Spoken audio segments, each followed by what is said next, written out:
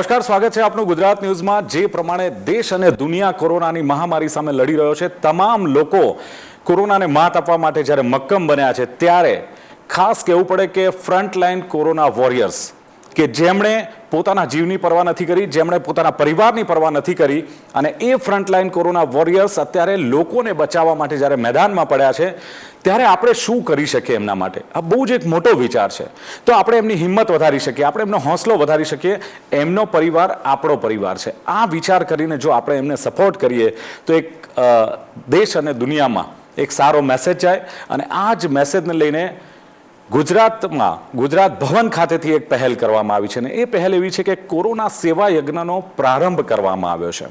અને ગુજરાતના મહામુહિમ રાજ્યપાલ શ્રી આચાર્ય દેવવ્રતજીના નેતૃત્વમાં જ્યારે આ એક પહેલ કરવામાં આવી છે, એટલે કહી શકાય કે ગુજરાતને જ્યારે બીજા રાજ્યો ફોલો કરતા હોય છે તો આ બાબતમાં પણ ચોક્કસ કરશે, કારણ કે એમના પરિવારજનોને 2 મહિનાનું રાશન 1 લાખ કીટનું વિતરણ કરવામાં આવશે।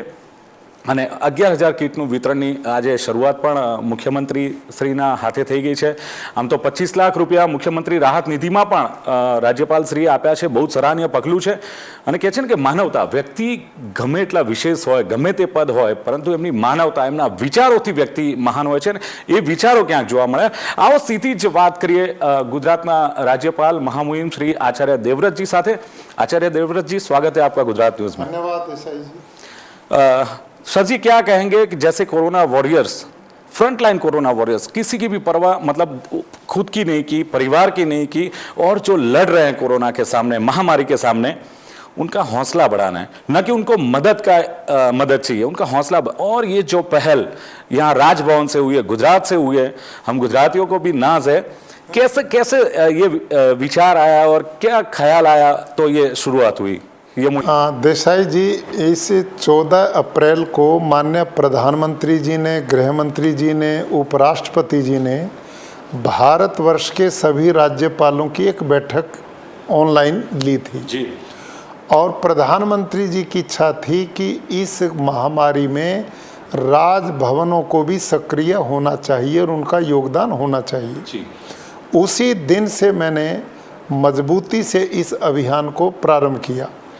2 ही दिन के बाद मैंने गुजरात के जितने भी साधु संत सन्यासी, हिंदू मुस्लिम जैन बौद्ध ईसाई, सबकी मैंने एक मीटिंग बुलाई और वो बैठक 2.5 घंटे हमने ली। अच्छा। और उस बैठक का इतना पॉजिटिव असर रहा कि पूज्य मुरारी बापू जी ने 1 करोड़ रुपया इस मिशन में हुआ। उसके साथ जो आपने बताया, मैंने भी 25 लाख रुपए की उसमें मदद की। और जितने साधु संत थे वो इतने सक्रिय हुए कि उन्होंने कहीं भोजनालय शुरू कर दिए, कहीं पर कोविड सेंटर बनाने की घोषणा कर दी, और अपने अनुयायी जितने थे उनमें एक जन जागृति का अभियान भी शुरू किया। मास्क लगाओ, दूरी रखो, भीड़ भाड़ में मत जाओ, और इस महामारी का मिल के मुकाबला करना है। तो साधु संतों का मैं आभारी हूँ कि उन्होंने बड़ी गंभीरता से इस मिशन को आगे बढ़ाया। उसके 2 दिन ही बाद फिर भूपेंद्र सिंह जी चुड़ासमा, जो माननीय अपने शिक्षा मंत्री हैं, विभावरी बहन दवे हैं, मैंने मिलकर के तीनों ने बायोसेक के थ्रू 3 लाख जो अध्यापक हैं जी जी, उनको 1 घंटा हमने मोटिवेट किया जी। और उनसे भी यही आग्रह किया कि जब भी आप ऑनलाइन क्लासेस शुरू करते हैं तो पहले 5-10 मिनट बच्चों को कोरोना के बारे में जानकारी दें, इसके बचाव के तरीके बताएं, बच्चे पेरेंट्स के साथ जुड़ के इस काम को करें। तो एक 3 लाख टीचर्स में ये एक बहुत बड़ा अभियान शुरू किया गया। उसके 2 दिन बाद फिर हमने जितनी भी यूनिवर्सिटीज़ हैं, सरकारी गैर सरकारी, उनके वाइस चांसलर की मीटिंग ली, प्रोफेसर्स की मीटिंग ली, उनको भी यही निवेदन किया कि इसमें टीम की तरह लड़ाई नहीं लड़ेंगे तो विजय नहीं मिलेगी जी। तो सब ने अपने अपने दायित्व का निर्वहन करना है, और वो लोग भी इस काम पे लग चुके हैं। अगली फिर बैठक मैंने NCC, NSS, red cross, Nehru युवा केंद्र, इनके अधिकारियों की अलग अलग बुला के ली, और उन सब को हेल्थ वर्कर के साथ जोड़ने का काम किया। ताकि वो वॉलंटियर बन के और वो उनकी मदद करें। जैसे कोरोना वॉरियर्स तो रात दिन हॉस्पिटल में काम करते हैं, यदि बाहर की भी व्यवस्था देखनी पड़ेगी तो उन पर दबाव ज़्यादा पड़ता है। अब वहाँ जो गाड़ियाँ आती उनकी लाइनिंग में करना, ड्राइवर की व्यवस्था भोजन की करना, कोई हॉस्पिटल कौन खाली कौन बेड खाली वहाँ उनको भेजना, या ये इस तरह का कार्यक्रम उनको दिया गया है जी। तो अब वो तालमेल दिन पर दिन ठीक बढ़ता जा रहा है, ये भी काम हुआ है।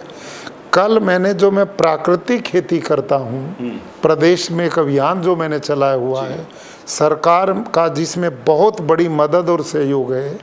कल 1.5 लाख किसानों को मैंने संबोधित किया। अच्छा। और उनको गांव-गांव में हमारी यूनिट बनी हुई है कि भाई वो पंचायतों से मिलेंगे, लोगों को प्रबुद्धों को संगठित करेंगे, गांव के स्कूल को आइसोलेशन सेंटर बनाएं, कम्युनिटी हॉल को बनाएं। कोई गांव का व्यक्ति संक्रमित होता है तो उसे आइसोलेशन में ले जाएं, न कि बीच में रखें ताकि वो संक्रमण ना फैले। उनकी दवाई का प्रबंध, भोजन का प्रबंध, तो गांव के लोगों में अब जागृति आ गई है। सर थोड़ा चैलेंजिंग नहीं रहता कि गांव में भी अगर आइसोलेशन होम खड़े होते तो मेडिकल स्टाफ, दवाइयाँ, ये थोड़ी बात चैलेंजिंग लगती? नहीं, उसमें हमने जैसे आयुर्वेद के लोगों को जोड़ दिया है, होम्योपैथी के लोगों को जोड़ दिया है, काढ़े बनाना है। गांव के लोगों की इम्यूनिटी शहर से अच्छी है, कोई भाप ले रहा है, कोई गरारे कर रहा है, कोई काढ़े। सर मुझे पता है तब तक आप कृषि से और पशुपालन से मतलब ज़्यादा तालमेल रखते हैं, जुड़े हुए हैं, आयुर्वेद का काफ़ी आपके पास नॉलेज है। क्या लगता है कि गांव में अगर आयुर्वेद का और जो घर से जो इलाज होता है उसकी एक मुहिम चलाई जाए तो कितना बेहतर? निश्चित रूप से आपने जो कहा, इससे हम बहुत बड़ा अपने हॉस्पिटलों का दबाव कम कर सकते हैं। और एक्सपर्ट डॉक्टर भी इस बात को कह रहे हैं कि 90% लोग अपना इलाज देखभाल स्वयं करके भी ठीक हो सकते हैं। जो क्रिटिकल केसेस हैं वही हॉस्पिटल में आने चाहिए।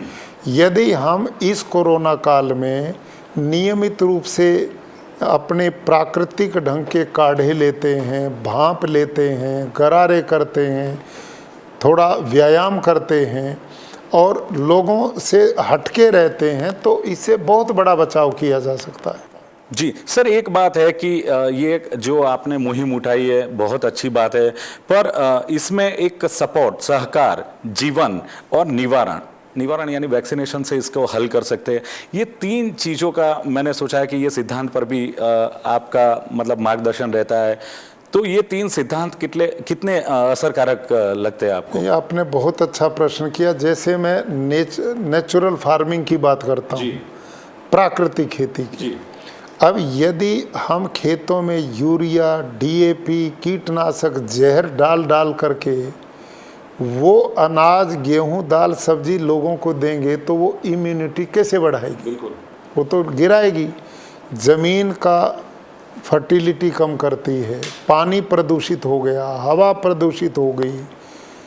तो इस समय यदि हम इस मुहिम को और मजबूती से बढ़ाएंगे प्राकृतिक खेती की, तो इससे उत्पादित आहार लोग लेंगे तो इम्यूनिटी बढ़ेगी जी। और डॉक्टर सब ये कहते हैं जिसकी इम्यूनिटी जितनी स्ट्रॉन्ग है उतना कोरोना से वो निजात पाएगा।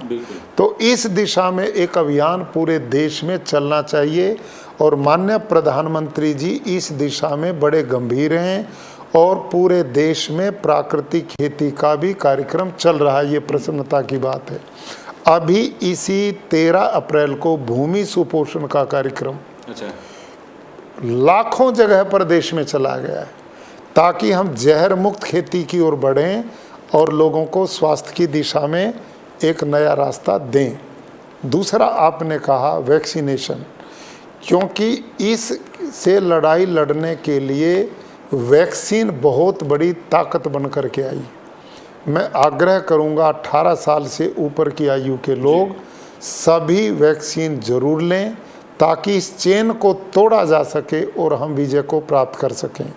अंत में मैं देसाई जी एक निवेदन करूंगा, राजभवन में जो ये मुहिम चली इसके पीछे एक बहुत बड़ा अभियान जो हम चला पाए उसमें एक समाज सेवी संस्था है युवा अनस्टॉपेबल, जिसके अध्यक्ष अमिताभ शाह हैं। वो एक ऐसा युवक मुझे मिला जो इतना हाई क्वालिफाइड है, लेकिन उसने पूरा जीवन देश और समाज के लिए दिया है। गरीब बच्चों की पढ़ाई का प्रबंध करता है। जब मैंने मुहिम शुरू की तो मेरे पास आए, सर मैं क्या योगदान कर सकता हूँ। मैंने कहा आप मेरे साथ मिलो। उनका ऑफिस मैंने यहीं बनवा दिया। उनके साथी हैं, पवन सिंधी हैं, पार्थ हैं और बड़ी पवन हैं। तो पूरी टीम को हम लेकर के बैठे। उसी दिन हमने विचार किया कोरोना में कौन सा काम हमने करना चाहिए, और उसमें विचार किया कोरोना वॉरियर्स। ये सबसे ज़रूरी, इनका मनोबल को बढ़ाना। बिल्कुल सर, कोरोना वॉरियर्स को आप प्रायोरिटी देते हैं, सही है, पर अभी भी मजदूर है, जो प्रवासी मजदूर है, आर्थिक रूप से जो कमज़ोर है, उनके बारे में भी थोड़ा सोचना चाहिए, आगे आना चाहिए सरकार और लोगों को भी। ऐसा नहीं लगता कि इसके बाद वो भी मुहिम चलनी नहीं, सरकार ने, प्रधानमंत्री जी ने अगले 2 महीने के लिए उन सब लोगों को राशन की व्यवस्था कर दी है जी। और पूरे भारतवर्ष में जिस तरह से आज भी प्रधानमंत्री जी बहुत उच्च स्तर की मीटिंग ले रहे हैं, पूरी दुनिया को जोड़ दिया है। हॉस्पिटल्स बन रहे हैं और ये जो ऑक्सीजन की व्यवस्थाएं चल रही हैं, दवाइयों के प्रबंध की चल रही हैं, तो मुझे विश्वास है कि आने वाले कुछ ही दिनों में इसके परिणाम नज़र आएंगे और हम इस पर विजय पाने में सफल होंगे। सर बहुत अच्छी मुहिम है, पर अभी भी आगे क्या प्लान है? क्योंकि मैं मानता हूं कि जो श्रेष्ठी लोग हैं हर सिटी में, हर स्टेट में, जो धर्मगुरु है, आपने नो डाउट किया है, आपने सबको बुला के, पर उनकी भी जिम्मेदारी होती है और ये मुहिम और आगे बढ़े। जो सेलिब्रिटीज़ हैं, चाहे क्रिकेटर्स हैं, चाहे फिल्म जगत से जुड़े हो, इनको भी आगे आना चाहिए। न मात्र राज्य भवन, न मात्र सरकार, न मात्र हॉस्पिटल, ये जरूरी नहीं लगता? आपने देसाई जी ठीक कहा, क्योंकि ये बड़ा व्यापक अभियान है। हाँ। इसमें हर वर्ग के लोग, अब जैसे हम कोरोना वॉरियर्स को किट दे रहे हैं, इसमें श्रेष्ठियों का योगदान है जी। तो उद्योगपति हमारे साथ जुड़ रहे हैं, आज भी आए हैं इस कार्यक्रम में, तो वो सहयोग कर रहे हैं। लेकिन आपने जो कहा सेलिब्रिटीज, वाकई हमारे फिल्म जगत के लोग हैं, खिलाड़ी हैं, क्रिकेट के लोग हैं, इन सब ने आगे बढ़ करके इसमें सहयोग करना चाहिए। क्योंकि सर इनके लाखों करोड़ों फॉलोअर्स होते हैं, अगर वो कुछ बोलते हैं तो लोग उन्हें तुरंत एक्सेप्ट कर लेते हैं और सीधा मैसेज एक जाएगा। नहीं, मैंने ऐसा भी अभियान राजभवन से चलाया है। हमारे इरफान पठान से मैंने बात की, उन्हें ट्वीट किया, 60,000 लोगों ने 10-15 मिनट में उनको फॉलो किया। ऐसे ही हमारा संग्राम सिंह पहलवान हरियाणा से, उनको मैंने किया, उसने इस मुहिम को चलाया है। तो जो मेरे संपर्क के लोग हैं, वो पार्थिव पटेल को मैंने बोला, उन्होंने काम किया। तो हम यहाँ से उन लोगों को भी निवेदन कर रहे हैं कि वो इस मुहिम के साथ में जुड़ें और लोगों के मनोबल को बढ़ाएं। सर खुशनसीब है गुजरात के ऐसे राज्यपाल जी और ऐसा राजभवन से शुरुआत हो रही है। चाहते हो कि और स्टेट में भी और राज्यों में भी राज्यपाल ऐसी मुहिम चलाए और एक के बाद एक राज्य अगर इसमें आगे बढ़ेगा, अगर राजभवन आगे बढ़ेगा तो एक अच्छा सा रिजल्ट हमें मिल हाँ, निश्चित, बिल्कुल। प्रधानमंत्री जी ने तभी ये बैठक ली थी कि सब राजभवन इसमें आगे बढ़ें, तो इससे एक बड़ा संबल मिलेगा, ताकत मिलेगी और लोगों में एक विश्वास का भाव पैदा होगा। ओके सर, आखिरी जो ये पैंडेमिक चल रहा है, महामारी चल रही है और काफ़ी माहौल जब खराब है, एक सकारात्मक माहौल रहे, लोगों को हिम्मत से काम लेना है, लोगों का हौसला बढ़ाना है। No doubt corona warriors, medical staff, paramedical staff, doctors, ये सब कर रहे हैं। एक मैसेज अगर देना है गुजरात को और देशवासियों को, कैसे इसके सामने लड़े, कैसे अपना मनोबल मजबूत करें और इस महामारी को हराने के लिए क्या मैसेज? क्योंकि अपना सूत्र है कि हारेगा कोरोना, जीतेगा। बहुत अच्छा देसाई जी, आपने ठीक कहा, मन के हारे हार है, मन के जीते जीत। जी जी। तो हम जिस देश के लोग हैं वो धर्मपरायण देश है, और हमारे यहाँ धर्म के जो 10 लक्षण है ना, धरती क्षमा दमो स्तेम शौचम इंद्रिय निग्रह धीर विद्या सत्यम क्रोधो दशकम धर्म लक्षणम, उनमें पहला लक्षण है धैर्य। जीवन में सुख दुख के जोड़े हैं।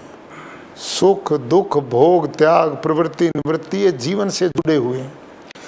दिन है तो रात है तो जीवन है, जन्म है तो मृत्यु है, मृत्यु है तो जीवन है। ऐसे समय पर हमने अपने धर्मशास्त्र अपने गुरुओं का जो उपदेश सुना है वो सुनना नहीं, प्रैक्टिकल जीवन में अनुभव करना है और उसको लागू करना है। ऐसे समय पर बिल्कुल घबराना नहीं, तनाव में आना नहीं, मजबूती से मुकाबला करना है। पिछले वर्ष ये बीमारी आई थी, माननीय प्रधानमंत्री जी ने जो निर्देश दिए हमने पालन किया, हमने इस पे विजय प्राप्त की। अब हमने गलतियां की, मास्क छोड़ दिया, डिस्टेंसिंग छोड़ दी, भीड़ भाड़ में जाने लगे, नियम का उल्लंघन किया, बीमारी आ गई। दोबारा उन नियमों का पालन करेंगे, मजबूती के साथ पुनः विजय प्राप्त करेंगे। रात लंबी आएगी लेकिन सवेरा होगा। कष्ट आया है लेकिन निश्चित जाएगा। बिल्कुल नहीं घबराना, मजबूत रहना है, संयम बरतना है, धैर्य को नहीं तोड़ना और एक दूसरे की हेल्प करते हुए कोरोना के नियमों का पालन करना। निश्चित रूप से हम विजयी होंगे। દર્શક મિત્રો, એક મહામંત્ર નિશ્ચિત રૂપથી જો વિજય થવું હોય તો હોંસલો રાખવો પડશે, હિંમત રાખવી પડશે ને જેમ સરે કહ્યું કે રાત લંબી રાત પછી એક દિવસ આવતો હોય, મનથી જ હારો છો ને મનથી જ જીતો છો તો મનથી મજબૂત રહો। એક મુહિમ જ્યારે ચાલી છે અને કોરોના સેવા યજ્ઞનો પ્રારંભ જ્યારે રાજભવનથી થયો છે તો આ યજ્ઞ આગળ વધે અને એના થ્રુ જે ફ્રન્ટલાઇન કોરોના વોરિયર્સ છે એની સાથે સમાજ જોડાય અને લોકો જોડાય, ધર્મગુરુઓ જોડાય, સેલિબ્રિટીઝ જોડાય, સ્પોર્ટ્સ સાથે સંકળાયેલા લોકો જોડાય અને રાજ્યપાલ શ્રીની આ મુહિમ છે એને આગળ વધારીને આપણે ગુજરાતનું જે સૂત્ર છે કે હારશે કોરોનાને જીતશે ગુજરાત, અડીખમ ગુજરાતનું જે સૂત્ર છે એ સાર્થક કરવામાં આપણે સૌ સાથે મળીશું તો ચોક્કસ કોરોનાને માત આપીશું અને ગુજરાતને જીતાડીશું। તો આ હતી આજની વાત। મહામુહિમ રાજ્યપાલ શ્રી આપણી સાથે ઉપસ્થિત રહ્યા, આપનો ખૂબ ખૂબ આભાર। ધન્યવાદ। તો દર્શક મિત્રો, આ હતી સીધી વાત મહામુહિમ રાજ્યપાલ શ્રી સાથે અને ખાસ સેવા યજ્ઞની મુહિમ આગળ વધે, આપણે સૌ એક થઈએ એ સાથે જ, એ અભ્યર્થના સાથે જ। નમસ્કાર।